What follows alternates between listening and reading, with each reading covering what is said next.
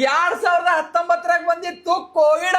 ಅಲ್ಲ ಇವ್ ನಾವನಿ ಹುಚ್ಚನಾಯಿ ಹೊಡೆದ ನಮ್ ಟೀಮ್ ಡೇವಿಡ. ಮೊನ್ನೆ ಬಂದಿದ್ದು ನೋಡಿದೇನಿಲ್ಲ ಮೂವಿ ದುರಂದರ. ದುರಂದರ್ ಬಿಡು, ದುರಂದರ್ಕಿಂತ ಮಸ್ತ್ ಆಡ್ದ ನಮ್ ರಜತ್ ಪಟ್ಟಿದಾರ. ಮೈಸೂರು ಬಾಜು ಬರ್ತದ ಮಂಡ್ಯ.